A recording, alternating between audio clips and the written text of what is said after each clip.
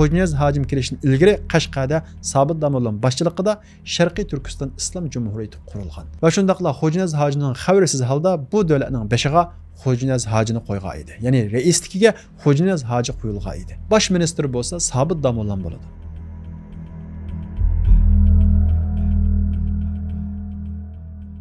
1877 yılı 17 dekabrda Qashqariya davlati Manchang imperiyasi tarafidan yiqitildi. Shunday qilib bizning vatanimiz Sharqiy Turkiston yana shu Xitoylarning ishg'oliyati ostida qoladi. Bu Xitoylar bizning vatanimizning ismini Xinjiangga o'zgartirib, ajoyib rahimsiz siyosat yurgizdi. Diniy olimlarni o'ltirdi, milliy an'analarimizni cheklaydi. Inqilob rahbarlari va o'yg'oq kishilarning hammasini xohlagan sulab, qiynab o'ltirdi. Va shundaqla Uyg'ur qizlarining nomusiga tegadi. Xalqqa ig'ir boj va zulmlarni soladi. Ammo xalqimiz bu zulmga xuddi bugun kundagiga o'xshash yana sukut qilganmi? Asla undaq emas. Bugun kunimizdagidek sukut bizning tariximizda hech qachon hukm surgan emas. Masalan, Manchang imperiyasi mana shunday zulm solgan vaqtida bizning xalqimiz uning qarshi bir qancha qatim inqilob qo'zg'agan. Bu inqilobning ichidagi eng mashhurisi hammamiz bildigani bo'lsa, Temur xalqining qo'zg'agan inqilobi. Bilganimizdek 1911-yillarga kelgan vaqtida Manchang imperiyasi tarab qolgan. Chunki ichki o'lkalarda Shanxay inqilobi qo'zg'alib, Manchang imperiyasi ana shunday yiqilish girdobiga borgan. Mana shu vaqtda yerlik vanglarning zulmi sababli Temur xalqi zulm qarshi inqilob qo'zg'agan. Dehqonlar uningga qo'shilgan. Va shundaqla bu qo'zg'olon xalq g'alaba qilgan.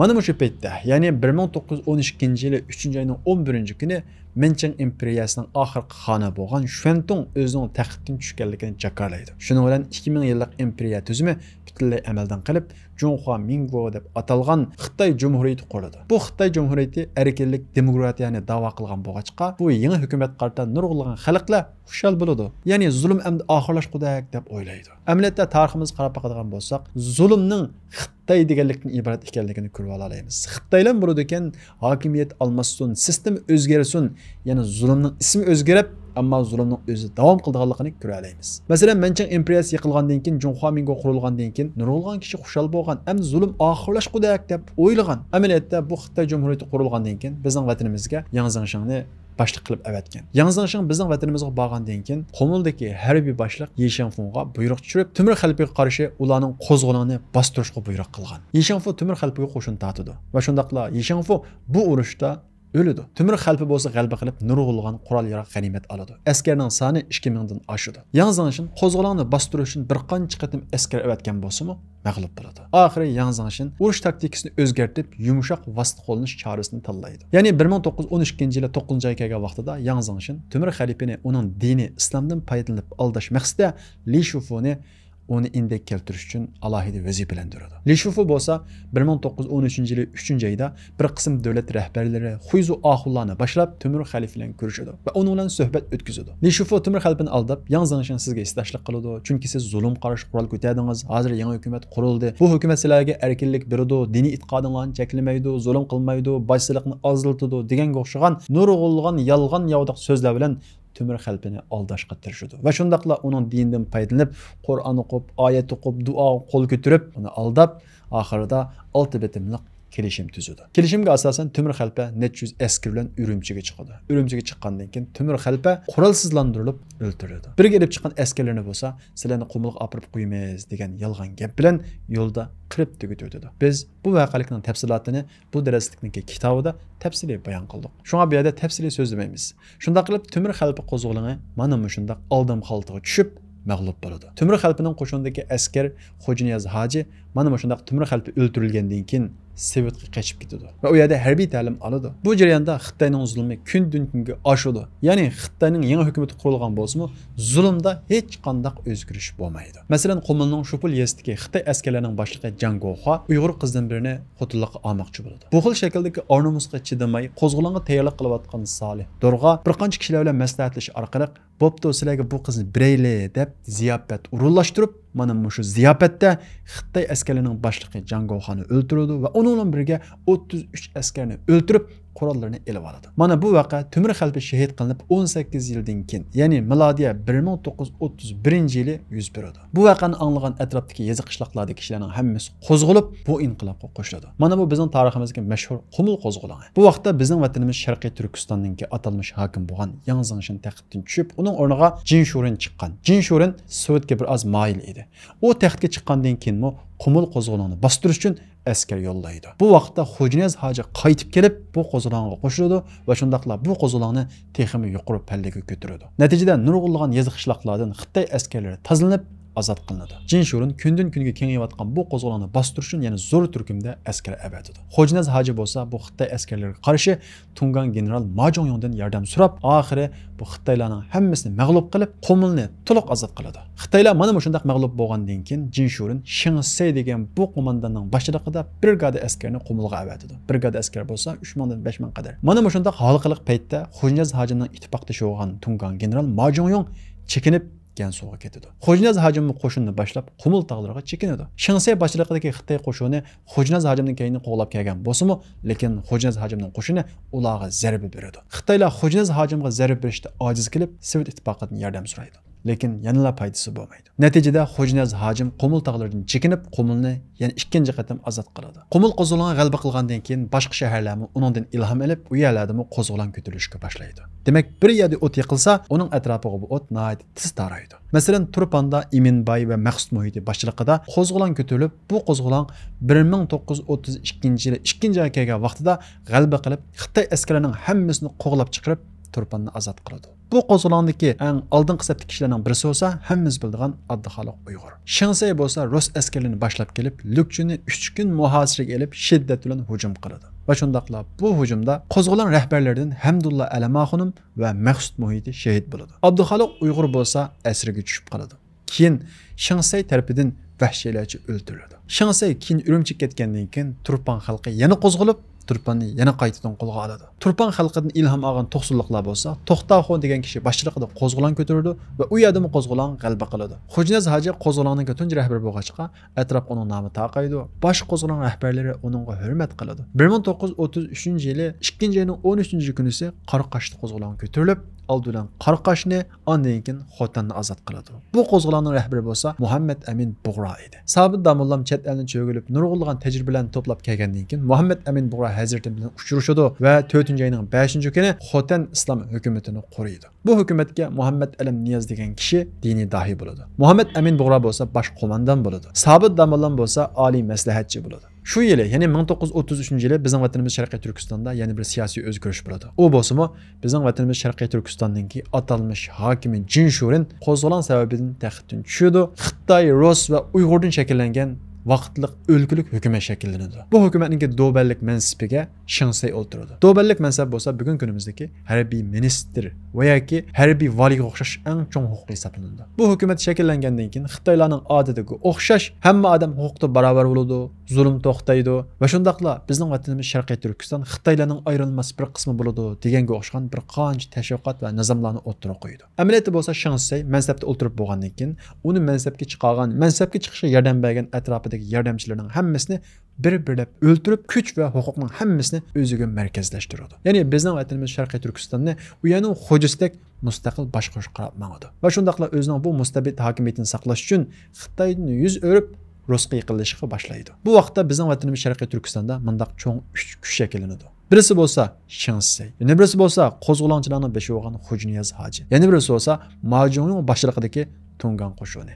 Shingsey bularni bir-birlab betaraf qilish uchun puxta plan tuzadi. U oldidan Sovet ittifoqiga xat yozib, o'zining ularning homiylikka o'tishni xohlaydiganligi, buning badaliga o'zining hokimiyatini qo'g'dashni talab qiladi va shundaqla o'zining Sovet ittifoqining maslahati bilan yo'l yo'riq bilan ish qilganligini aytadi. Sovet ittifoqi Shingseyning taklifiga qo'shilib, ikkisining o'rtasida ahdnoma tuziladi. Shundaq qilib bizning vatanimiz Sharqiy Turkiston namda shaklda Xitoyning amaliyotda bo'lsa Rusning mustamlikasi qarab mangadi. Shingsey keyingi ana shundaq ittifoqdoshni olgandan keyin qolgan iki kuchni yo'qotish uchun plan tuzadi. Oldi bilan Xo'janiyaz hojimga xat avatadi. Va Xo'janiyaz hojimga sizning qo'zg'olonlarni men qo'llayman, sizlar zulm qarshi qurol ko'tala, men bir askar qo'mondon bo'lganligim uchun Jinshurinninki buyruqiga bo'ysunishga amalsiz bo'ysungan, sizlarga qarshi shunda hujum tortgan, endi Urumchi kaslar Shinjongni birlikda boshqarayli deb uni yolg'on yovdaq so'zlar bilan aldashga boshlaydi. Shundaqla bu xatni Sovet ittifoqi elchixonasining xizmatchisi bo'lgan Mahmud Xo'ja Xo'janiyaz hojimga yetkazadi va shundaqla Sovet ittifoqi sizning Shingsey bilan hamkorlashlarini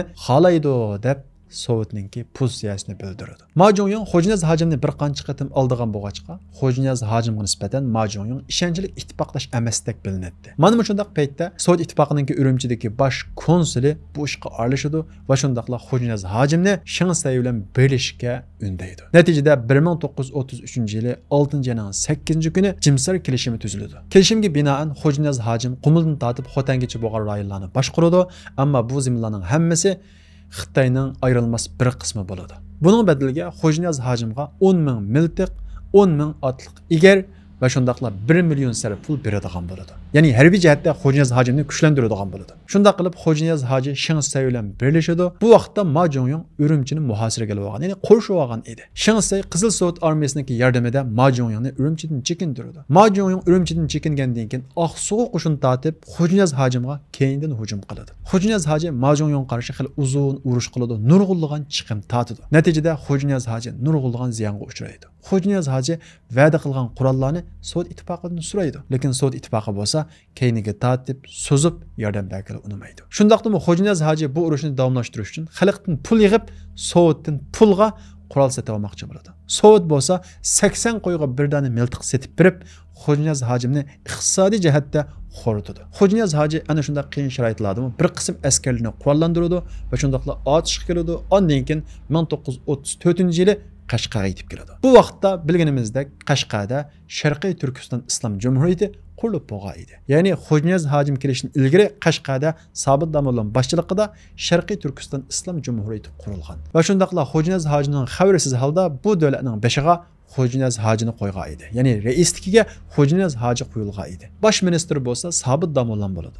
Bu davlatning qanday qurilgan bu jarayonlarini biz bu darsning kitobida tafsiliy bayon qildik. Xo'janiyaz hoji kelib bu davlatning qurilganligini anglagandan keyin kitoblarda bayon qilinishicha, Xo'janiyaz hoji bu davlat qarta unchalik aktiv pozitsiya bildirmagan. Va shundaqla Xo'janiyaz hoji Tungallarga yurish qilishni davom qilib, Tungallar bilan bo'lgan urushni davom qilgan. Ammo Tungallarning soni ko'p bo'lganlikdan Xo'janiyaz hoji nurg'unlagan ziyon tortgan, mag'lubiyatga uchragan. Hatto Sobit Damollam va boshqalarmi Qashqardan chekingan. Tungallar Qashqarni egallab olgan. Sharqiy Turkiston Islom Jumhuriyatining ish bajarish o'rnini vaqtliq Qashqardan Yangisarga yo'tkigan. Tungan qo'mondan Mafiyan boshchiligidagi Tungan qo'shini bo'lsa Qashqarga besib kirib, ajoyib qirg'inchiliklarni elib borgan, madrasalarga o't qo'yayotgan, ajoyib xarobiylikqa aylantirayotgan. Tungan qo'shini qarshi bosh qo'zg'olonchilar Muhammad Amin Hazratim hammasi birlikda qarshi turgan. Masalan, Muhammad Amin Bug'ra Hazratimning ikki inisi Amir Abdullah va Amir Nur Ahmadlar mana shu Tungan qo'shiniga qarshi urushda shahid bo'lgan. Xo'janiyaz hoji va Tunganlarning orasidagi bu urush uzunga suzilgan bo'lg'achqa, Xo'janiyaz hoji qurol yaroqda qisilgan. Bu sababdan